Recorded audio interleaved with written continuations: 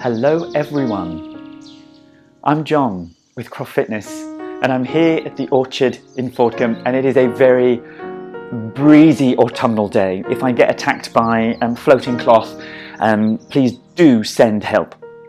Maybe it will give me a nice little push. The curtains and my stripy socks may get me into all the stretches I want today.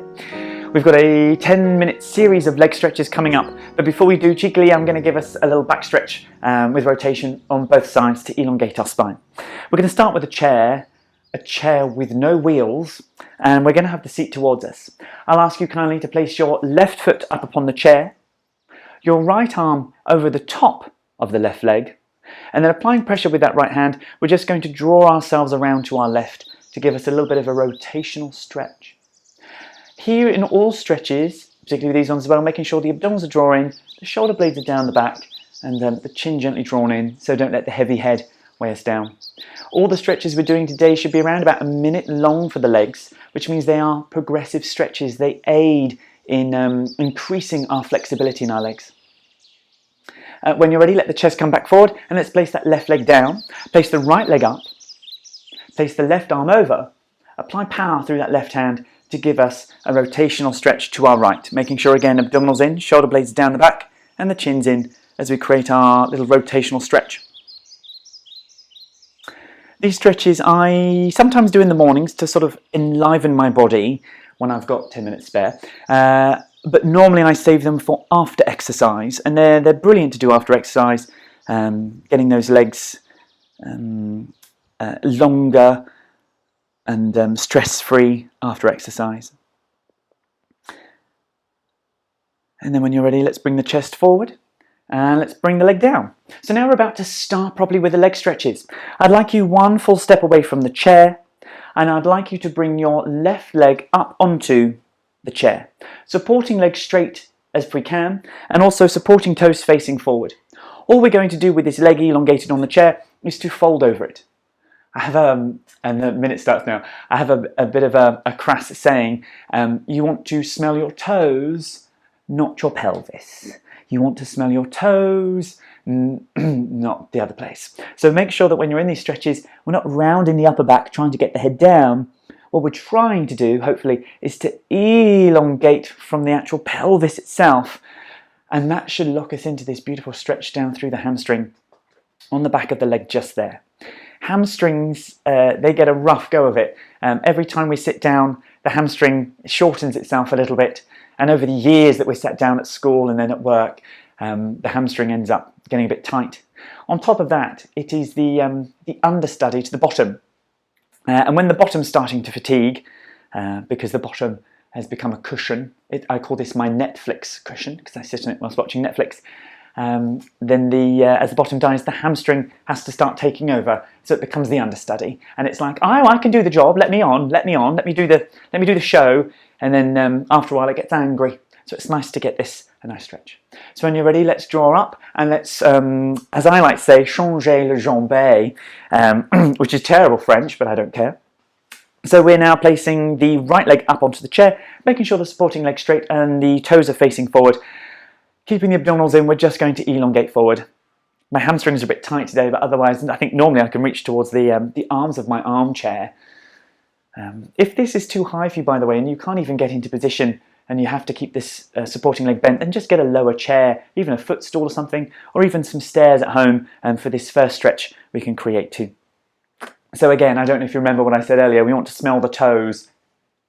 So do make sure that we are elongating forward here in this stretch. And then all the time, just thinking of a long breath out. The reason why I'm saying this is that if we start to take quick breaths in, it sort of excites the body. We don't want the body excited, not now. We want the body relaxed during stretching. So if you can get a long breath out, you're more likely to find a favourable relaxational response in the muscle. Not guaranteed. Brilliant. And then when you're ready, we can gently draw ourselves up. We're going straight for a hip flexor stretch next. Whilst we've got the chair facing towards us, I'm going to take a step to my left, and I'm going to place my left foot just to the side of the chair. I'm going to use the seat of the chair to help me get down into what I would like to call my hip flexor stretch. Now, whilst we're down here in this stretch, and it's going to be different heights for everyone, we are looking for a straight back leg. So it's only my front leg, which is my right one, my left one, which is bent. Try not to straighten that to bend. What I don't want you to do as well is to start to tilt the pelvis forward. What I really want is for you to think about those sharp pelvic bones at the front drawing upwards. So even though I'm not trying to create a back bend, I am finding that my abdominals are pulling up, and that helps me find the stretch down my right hip flexor. So if it's my left leg in front, it's my right hip flexor here that's getting the stretch. And this is actually very controlled because I've got my hand here to give me support. And if I don't want to stay in the stretch for longer because these muscles get tight, I can always push off this front leg, and that would bring me up just there. Saying that, it's about time for us to elevate, so I'm going to use my hands and my front leg to draw us up, and now it's time to pop onto the other side. So I'm going to step onto the right side of my chair and place my right foot forward, keeping my abdominals gently pulled in, placing hands down. I'm going to elongate my back leg as far away as it will comfortably go to stretch my hip flexors, so it's along the top and the front of the thigh just there. The hip flexors are the ones that initiate every walking step that we take. So every time we go for a walk or a run, every initial movement is starting with these muscles up there on the hip that flex the leg. And coincidentally, only part of them is in the hip, another part's actually in the back as it comes down through the pelvis into the leg. This is another one of those muscles, as well as the hamstring we did just now, that gets shorter every time that we sit down. Which will make everyone sad if they get shorter and shorter and shorter, because as half of it ends up on the back, it can actually start to create pressure in the back itself. This is the last of the stretches we're doing with the chair facing this way. So when you're ready, use the hands and use the front leg to draw us up, and then we're going to change the chair around. Next up, we are going to be doing a bottom stretch. So here I'm going to have both hands on my chair, and I'm going to bring my left leg up and over my right. I'm then going to bend my right leg. I'm sort of miming sitting down. It's like I've forgotten that the chair's in front, and I'm going to pretend to sit on the chair behind. And this is for a bottom stretch and also a hip stretch as well. When I say bottom, this is actually getting to some of the more hidden bottom muscles, not the large one that's on the top really, and that gets stretched every time I watch Netflix. These are the muscles that are our stabilizers and used for direction change, and they're hidden in our hip, and we are stretching those right now. And this one, more than the others, there's a little bit of leeway as to where your favorite stretch is. Some people like a higher bottom, some people like a lower bottom, but the same thing here. We're not trying to round down to smell the pelvic area. We are trying to elongate the spine to reach forward. Oh, I'm guessing smelling the toes isn't an option here. Maybe smelling someone else's toes, whatever it is that may float your boat.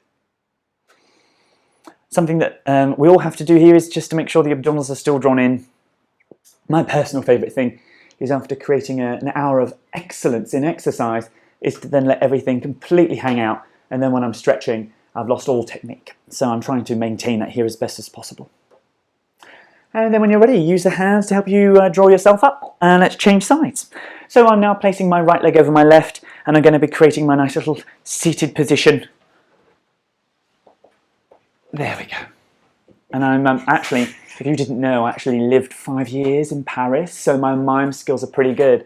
I can mime sitting down, and I can mime reading a newspaper. That's about the extent of my skills as a mime artist. Just remember here that not only are the abdominals in, but the shoulder blades are down the back as well. We've only got, after this, so we're doing bottom again. After this, we've just got our quads, the front thighs, and then our calf muscles, and that'll be it for the main muscles of the legs. There are some other hidden muscles, and I'll actually have another video for those.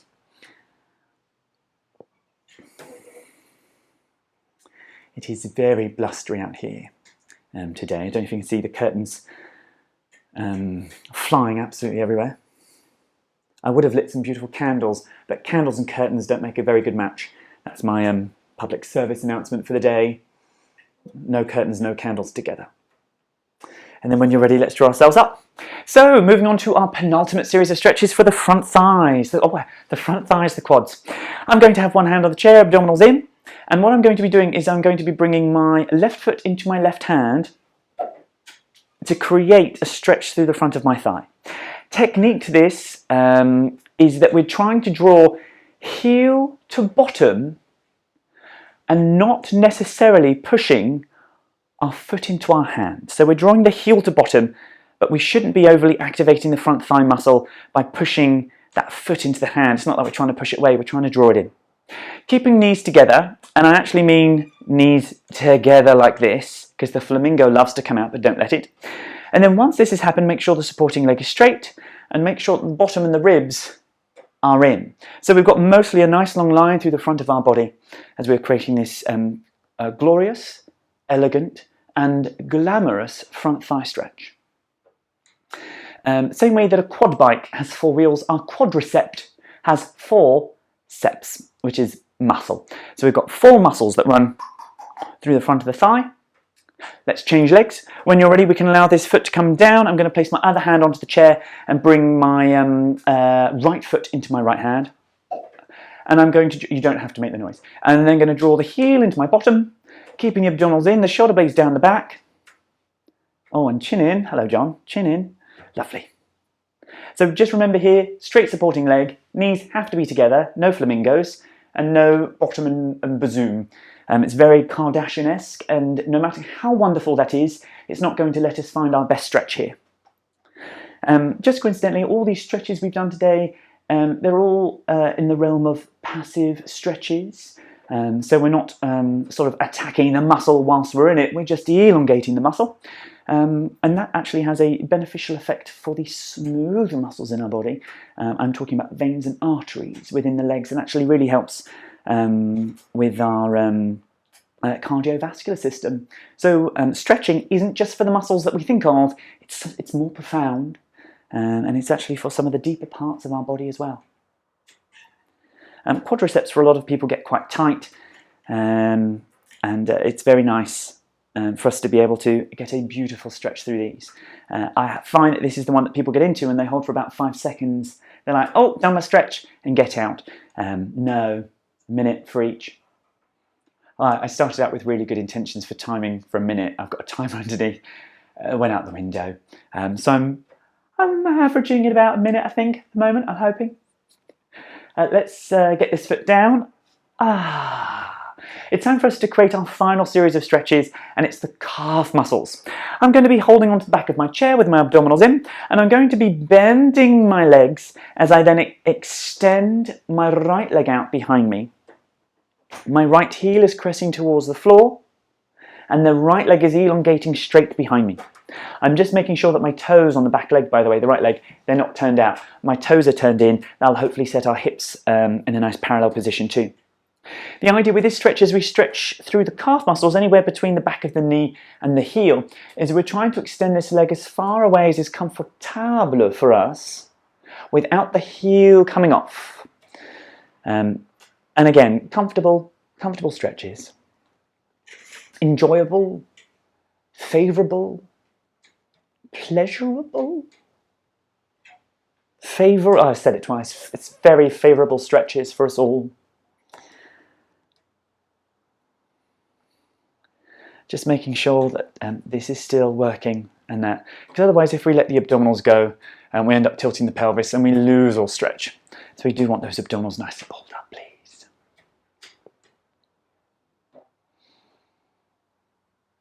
And then when you're ready, our very final stretch for the day. We're going to change legs. I'm now going to be taking my left leg back, heel on the floor, stretching it back until I can find my sort of beautiful elongation of the calf muscle. My front leg is gently bent. Your front arms can be bent or straight, whatever's nicest for you. And I think it's just so happened that I've taken a long line from my heel all the way up to my head naturally. But if here in this situation, even if you do lean forward a little bit further, it's not the end of the world as we know it. There are other things happening currently in the world that could signify the end of the world, but leaning forward in this stretch a little bit, not the worst thing that can happen.